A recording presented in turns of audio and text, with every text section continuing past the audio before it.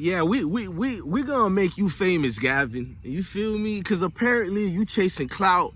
You know what I'm saying? You doing all this crime, my guy. You moaning and complaining about not getting residuals and all that. Because that's what basically that interview was, bro. Like who? Just like the American Revolution, bro. These Benedict Arnolds of the worlds come out of nowhere, bro. Because you projected a fake image the whole time, gang.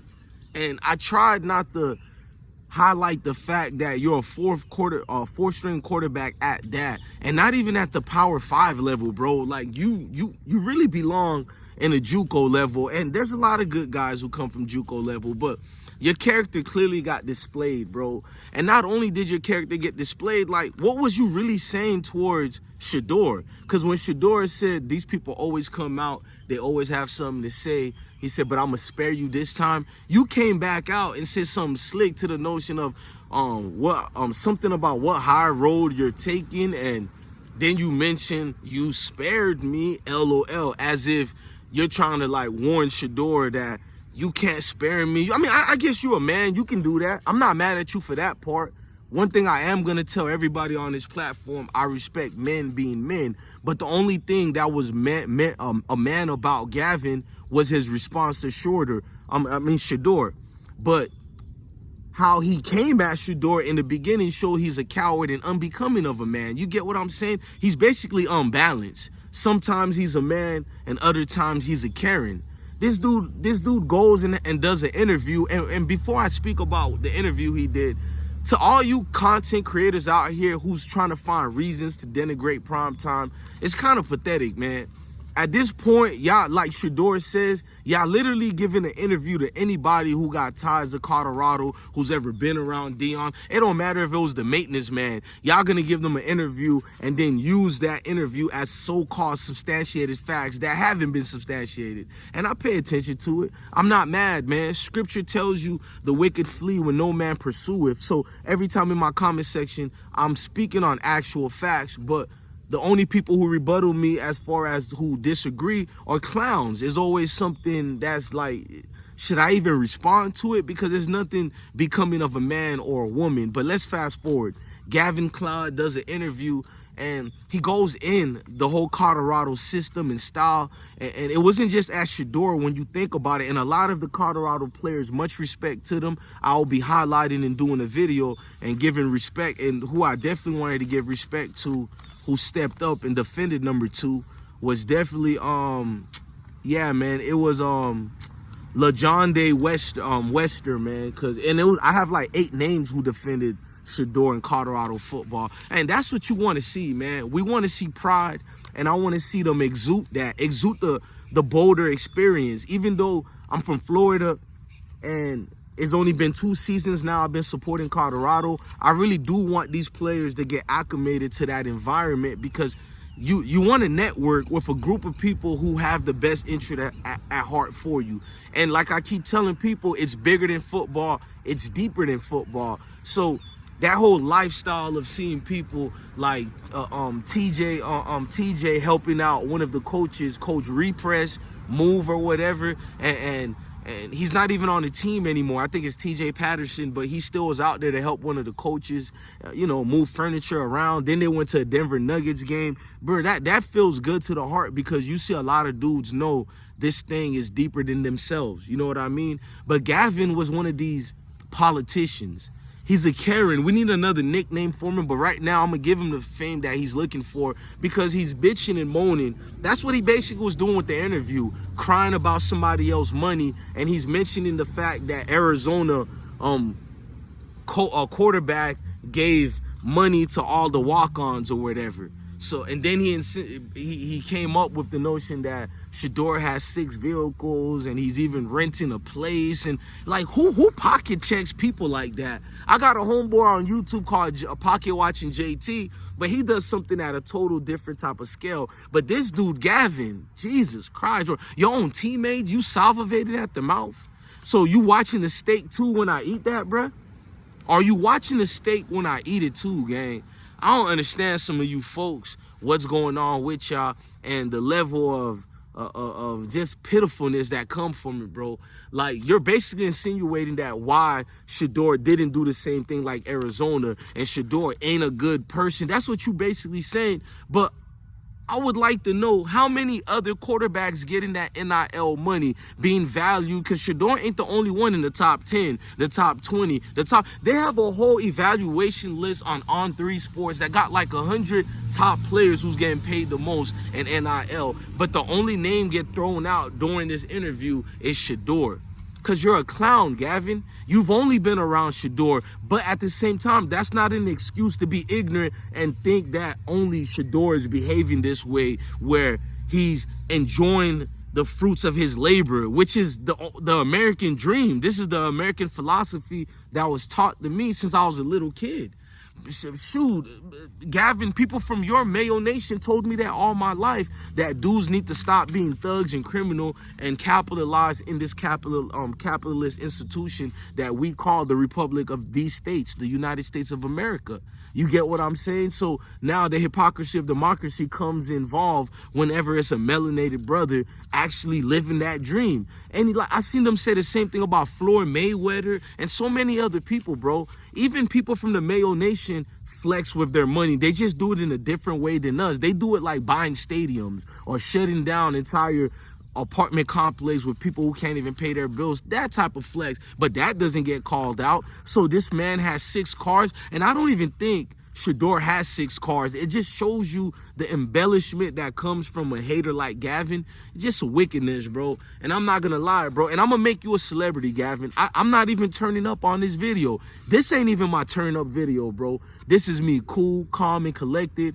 I done drank my mint tea. You feel me? Well, I was gonna take you and show you my little garden, but we'll do it on another video. But I'm looking at the fact that you brought that up and mentioned it during this interview as if you didn't know the interviewee is looking for a hit piece, looking for a hot going a topic of conversation just to highlight that part only in your interview. But the only problem was you tried to tap dance. So you throw a stone, then you try to hide your hand and make it look like Shedeur is a troublemaker. You see what these Karens do? In fact, that's going to be his nickname, Gavin Karen Claude. So you start trouble and call out your quarterback, your former quarterback. You already transferred out. Why are you even speaking about your former school and your former teammates? It shows disingenuous character traits in you. It probably, the apple don't fall far from the tree, right? So I'm pretty sure your fathers were the same way. I can imagine during the plantation. I'm not gonna even go there what I was about to say. You know what I mean? Like dudes like Gavin, he comes out the woodwork, he throws a shot at Shedeur, and Shedeur said, "I'ma spare you this time." So he acts like Shedeur is losing his mind and attacking former players. So the media already started it. I went to Google and I highlighted Shedeur's name, and that's a couple of articles coming out. Shedeur threatens former players. Shedeur spares the player. You see the new highlights and the titles that they're using? Propaganda to change the narrative about what actually happened. If Shedeur says something, he's a bad guy. When he doesn't say anything, the person saying the thing about him, they're being truthful. So it's like you can't win, bro, to be honest with you.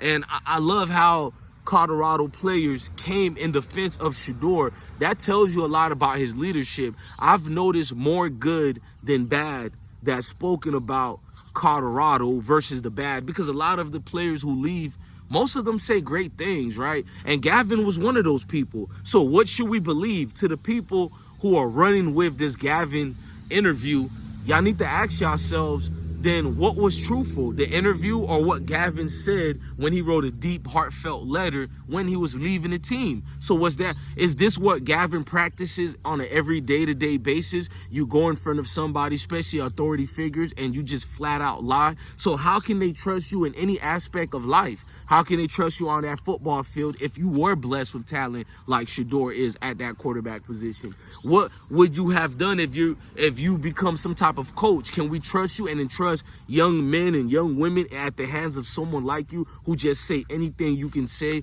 in a politician type of way, type of manner? I mean, this applies in the corporate world too. We're having a business conference meeting and we need you to have a sideboard conversation with our China connections. You know what I mean? And what if that goes left because you have ulterior motives being talked about behind the CEO's back in the company themselves? So it shows you the character. But these are the things the media and people who speak on Buffalo football are not going to bring up about Gavin.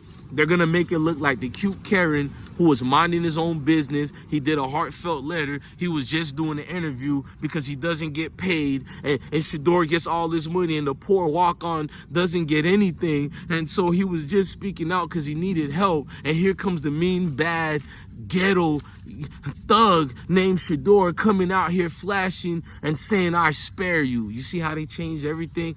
But this is hilarious, man, because at the end of the day, you got walk-ons like Charlie Offerdahl, you feel me? Charlie and his great parents, you feel me? And they're part of the Mayo Nation. These are the great people from the Mayo Nation that I do speak about. The great folks like Charlie Offerdahl who came in there and didn't expect anything. He didn't want any handouts or anything, just a walk-on trying to find his way, trying to find a place to be established as a man. Forget about football player. Charlie understands his dad exuded strength. His dad was a man, and that's who he wants to take over and be after. You feel me? That's the reflection of what he wants to be. So Deion Sanders seen the work ethic, seen he actually brings a lot to the table. He's not just a token player because he works hard. No, if we're in the business of just rewarding everybody who work hard, that's kind of wild. No, you also have to have some type of education, intelligence, and talent of some sort that can benefit us, not just be a hard worker.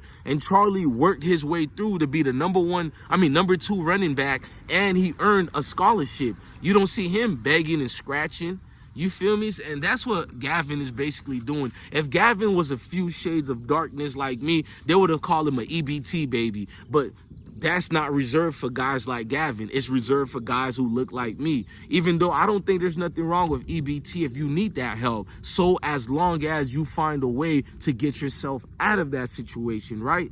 And me, defending these states of America and being a military veteran, I believe in these laws that can help a citizen, citizens of the United States of America. We've spent so much time denigrating citizens of this beautiful country and uplifting other immigrants, even though my parents are immigrants as well too, but we need to highlight more as far as citizens who earned their way to be part of this thing called United States of America. And it's not highlighted a lot. Everywhere you look is another American being talked bad about, of all ethnicities, walks of colors. And it's just people just jumping out the woodwork. It's a culture of venomous poison just being everywhere, where everybody's just looking for a got you moment. And there's no more genuine people out here. So the women used to say chivalry has died. Well, of course it's died because humanity as a whole has no more moral ethics. So of course there's not going to be a such thing as chivalry.